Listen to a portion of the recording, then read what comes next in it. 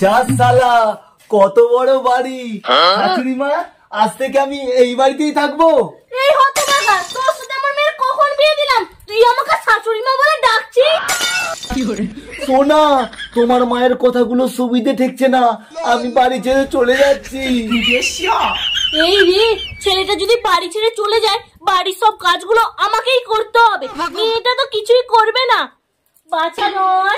শাশুড়ি মা, আমার নাম বাছাধন নয়, আমার নাম গোবর্ধন। বাছাধন আর গোবর্ধন দুটোই তো একই হলো। তুমি আমাকে শাশুড়ি মা বলেছো, বেশ করেছো। দুদিন বাদে তো আমারই জামাই হবে।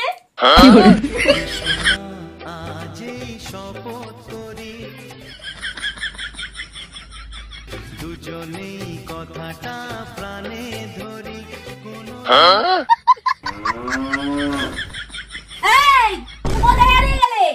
সোনা, তোমাকে নিয়ে কিছু আমি রোমান্টিক স্বপ্ন দেখতেছিলাম।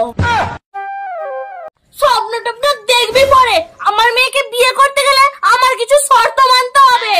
শাশুড়ি মা, আমি আপনার মেয়েকে বিয়ে করার জন্য আপনার শর্ত গর্ত সব মানতে রাজি আছি। তাহলে আমাদের এই বাড়ির সব দায়িত্ব তোমাকে নিতে হবে। হে রে, সারা মেয়ের দায়িত্ব নিতে এসে এ তো দেখতে পাচ্ছি মা বলছে তারও দায়িত্ব নিতে হবে। কোনো ব্যাপার নয়। সোনা, আমি তোমার দায়িত্ব আর তোমার মায়ের দায়িত্ব দুজনেরই দায়িত্ব নেব।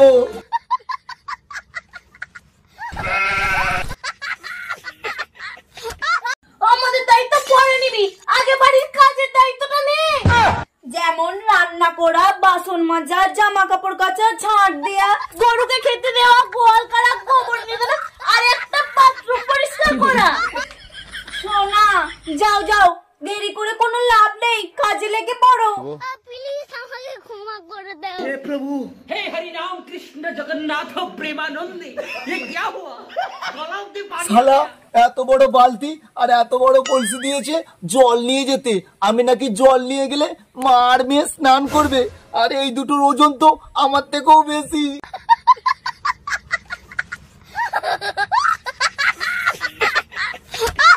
বলছিলাম দাদা, এই কলসিটা একটু আমার কাঁধে তুলে দেবে? हे प्रभु, हे हरि राम বাবু, তুই আমাকে দাদা বলে ডাকলিস কেন? আর আমাদের পাড়ার ল্যাংচা যে বললো তুই বিদেশে গেছিস, বিদেশি মেয়েকে বিয়ে করেছিস, আবার হিন্দিতে ইংলিশে কথা বলছিস। বাবা, সব হয়েছে আমার শাশুড়ির জন্য। এত ঢ্যামনা আমাকে দিয়ে সব কাজ করাচ্ছে। কি, তোকে দিয়ে তো শাশুড়ি সমস্ত কাজ করাচ্ছে? আমি ভেবেছিলাম বাড়ি চলে যাব। আমি আর বাড়ি যাব না, চল তোর শ্বশুর বাড়িতে ঘুরে আসি। না, বাবাকে আমার শ্বশুর বাড়িতে নিয়ে যাওয়া যাবে না, এমনিতেই বাবার চরিত্র খারাপ। তাহলে আমার শাশুড়িকে ছেড়ে বাবা আর মায়ের কাছে কোনোদিনও যাবে না। বাবু, তুই দেরি করছিস কেন? আমাকে একটা জলের বালতি দে। বাবা, তুমি আমার শ্বশুর বাড়িতে যাবে বলছো, তাও এই লুঙ্গি পরে? তোর শ্বশুর বাড়ি মানে আমার বেয়ানের বাড়ি। এই লুঙ্গি কি আর জাঙ্গিয়া কি সবই একই। চল বাবু, দেরি করিনিস।